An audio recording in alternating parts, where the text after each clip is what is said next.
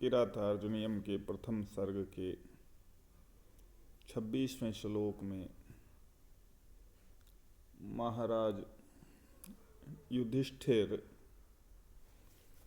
वनेचर के चले जाने के बाद क्या करते हैं उसका यहाँ वर्णन है। कहते हैं इतीरयित्वा गिरमात सत्क्रिये गतेथ पत्यौ वनसन्निवासिनां प्रविश्य कृष्णा सदनं महीभुजा तदा चचक्षे नुज सन्निधौ वचः। 26वें श्लोक से पूर्व 25वें श्लोक तक 24वें श्लोक तक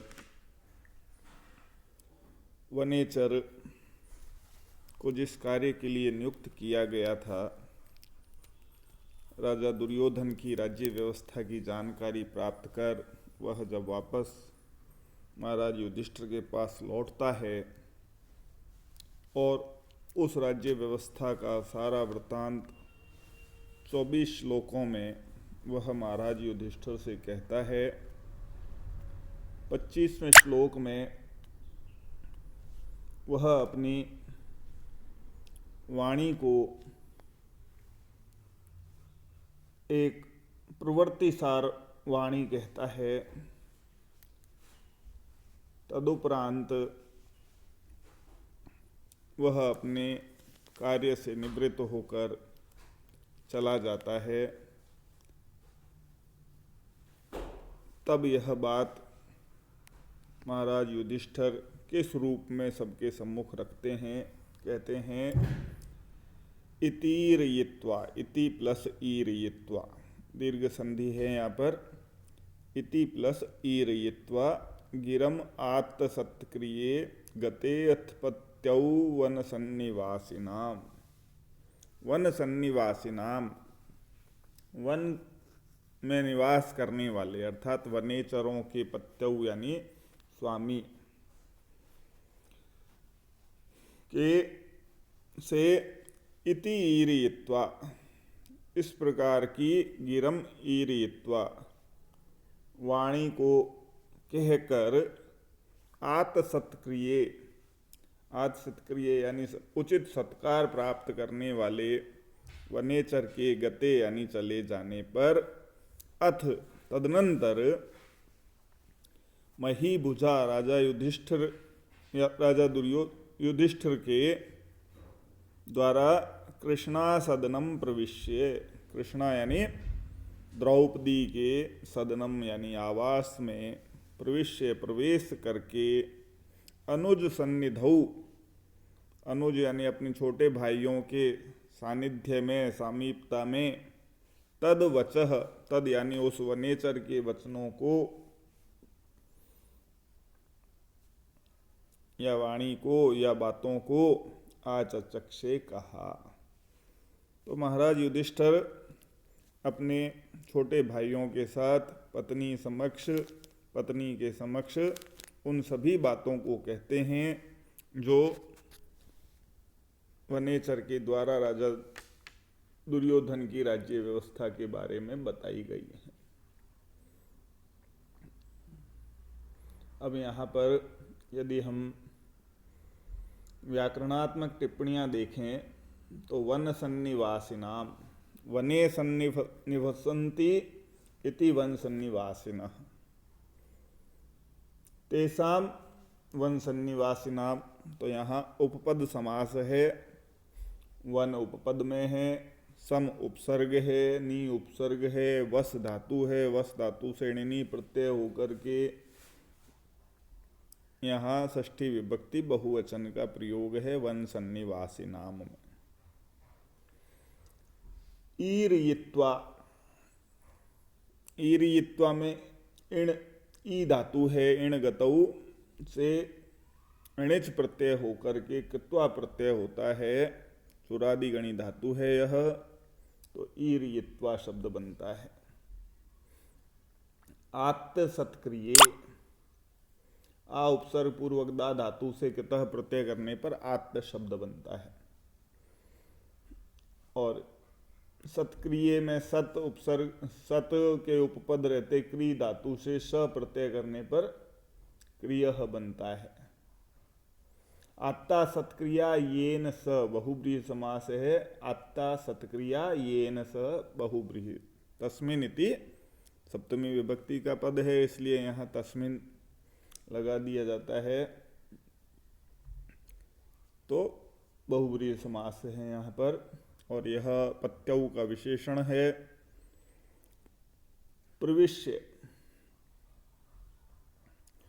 या गते, गते को देखें तो गम धातु से किता प्रत्यय करने पर सप्तमी विभक्ति एक वचन में गते शब्द बनता है। प्रविश्य प्र उपसर्ग पूर्वक विश्व धातु से कित्वा प्रत्यय करके कित्वा को ल्यप आदेश हो जाता है, तब प्रविश्य शब्द बनता है। कृष्णा सदनम, कृष्णायाः सदनम इति कृष्णा सदनम षष्ठी तत्पुरुष समास है।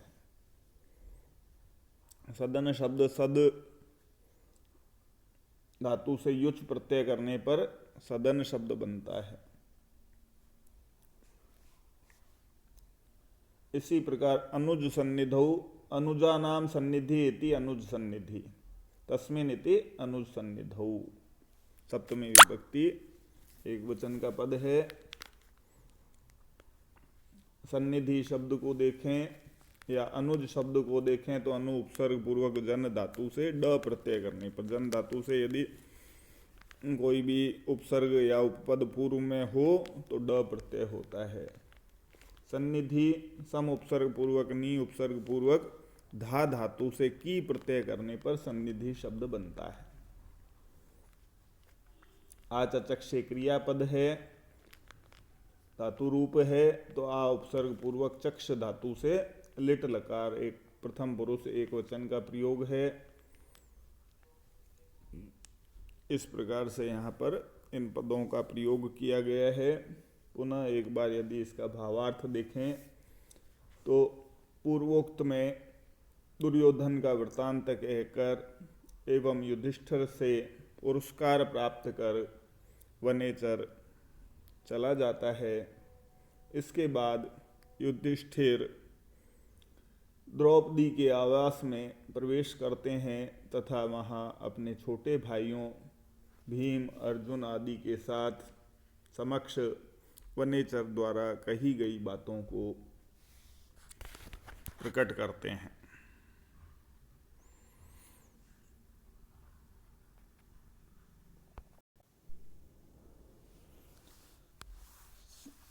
छब्बीसवें श्लोक के बाद 27वां श्लोक है।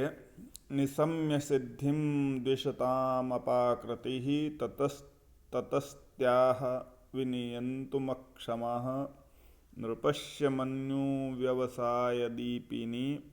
रुदा जहार द्रुपदात्मजागिरः।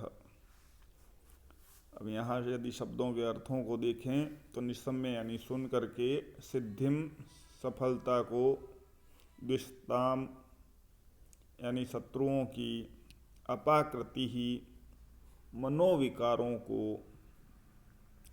ततः यानी इसके बाद, ततस्त्याह उससे आने वाली, तथा विनियंतुम रोकने में, अक्षमाः यानी असमर्थ, नृपस्य यानी राजा की, मन्यु व्यवसाय दीपनी, मन्यु यानी क्रोध और व्यवसाय यानी उद्यम को, उद्दीपिनी बढ़ाने वाली, उद्दीप्त करने वाली, उदाजहार क्रियापद है कही, द्रुपदात्मजाहा द्रुपद की पत्नी, द्रुपद की पुत्री,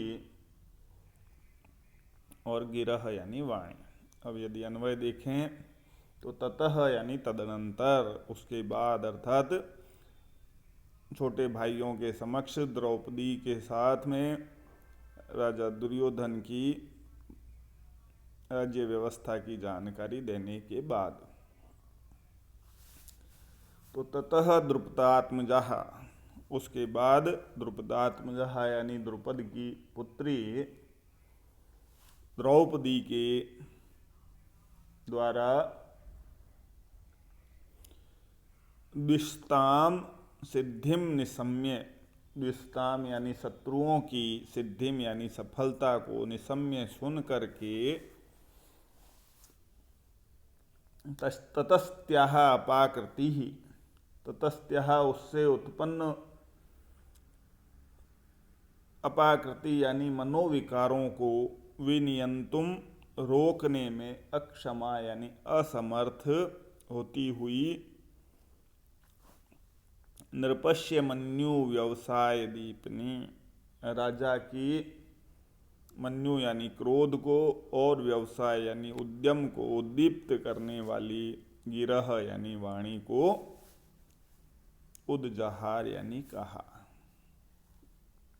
तो दोबारा देखें, ततः यानी इसके बाद द्रुपदात्मजा द्रुपद की पुत्री द्रौपदी के द्वारा नृपश्य मन्यु व्यवसाय दीपनी, राजा युधिष्ठिर के क्रोध और व्यवसाय को बढ़ाने वाली गिरह उद्जहार वाणी को कहा। कब कहा? तो कहते हैं द्विषताम सिद्धिम निशम्य, शत्रुओं की सिद्धि को सुन करके, ततस्त्याह और उससे उत्पन्न होने वाले अपाकृति ही मनोविकारों को विनियंतुम अक्षमा, रोक पाने में असमर्थ होते हुए राजा को के क्रोध को और व्यवसाय को बढ़ाने वाली वाणी को द्रौपदी के द्वारा कहा गया। तात्पर्य यह है कि जब युधिष्ठिर ने वनेचर द्वारा कही गई शत्रुओं की सिद्धि के समाचार सुनाए तो द्रौपदी दुर्योधन की राजनीति के सफलता के समाचारों को सुनकर अत्यंत क्रुद्ध हो जाती है, दुखी हो जाती है और वह अपने आप को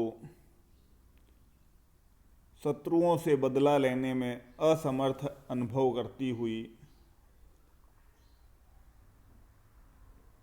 शांत होकर बैठे रहने वाले धर्मराज युधिष्ठिर के क्रोध तथा युद्ध संबंधी उद्योग को बढ़ाने वाली तीव्र वाणी कहने लगती है। अब यहाँ यदि हम शब्दों का विग्रह देखें तो द्रुपदात्मजाः आत्मनः जाता इति आत्मजाः, आत्मन के उपपद रहते जन धातु से ड प्रत्यय करने पर स्त्रीलिंग में आत्मजा शब्द बनता है। तो द्रुपदस्य आत्मजा इति द्रुपदात्मजा, षष्ठी तत्पुरुष समास है। द्विषताम द्विषन्ति इति द्विषन्तः, तेषाम इति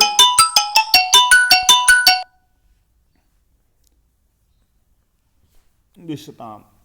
सिद्धिम सिद्ध धातु से कितिन प्रत्यय करने पर सिद्धिम शब्द बनता है। निशम्य नि उपसर्ग पूर्वक शम धातु से ल्यप प्रत्यय करने पर निशम्य शब्द बनता है। ततस्त्या तद सर्वनाम पद से भ्यस प्रत्यय करने पर, ततस्त्या तल प्रत्यय करने पर ततस्त्या शब्द बनता है। ततः शब्द तद शब्द से पंचमी विभक्ति एक वचन में ततः बनता है। तदुपरांत ततः प्लस त्यप, ततस्त्यप। अपाकृति ही अपाकरणम इति अपाकृति ही, अप उपसर्ग पूर्वक और आ उपसर्ग पूर्वक क्री धातु से कितिन प्रत्यय करने पर अपाकृति ही और ताह इति अपाकृति। विनियंतुम वि उपसर्ग पूर्वक नी उपसर्ग पूर्वक यम धातु से तुमुन प्रत्यय करने पर विनियंतुम पद बनता है। अक्षमता अक्षमा क्षमते इति क्षमा, क्षम धातु से अच प्रत्यय करने पर क्षमा शब्द बनता है। न क्षमा इति अक्षमा, नए तत्पुरुष समास हो जाता है। मन्यु व्यवसाय दीपनी, व्यवसाय शब्द बनता है वी और अ उपसर्ग पूर्वक शो धातु से घय प्रत्यय करने पर व्यवसाय शब्द बनता है। मन्युश्च व्यवसायश्च मन्यु व्यवसायौ, इतरेतर द्वंद्व समास हो जाता है। यहाँ पर दीपयिष्यन्ति इति दीपिन्यः,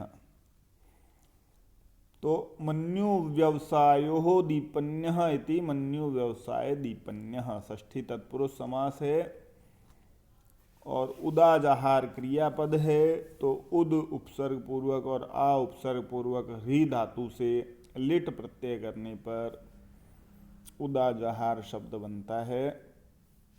तो इस प्रकार यहाँ पर 2 श्लोकों में महाराज युधिष्ठिर के द्वारा राजा दुर्योधन की राज्य व्यवस्था की जो जानकारी प्राप्त की गई है वह अपने सभी अनुजों और पत्नी के समक्ष प्रस्तुत की जाती है। तदनंतर द्रौपदी महाराज युधिष्ठिर के क्रोध और युद्ध उद्योग को बढ़ाने वाली वाणी को प्रस्तुत करती है।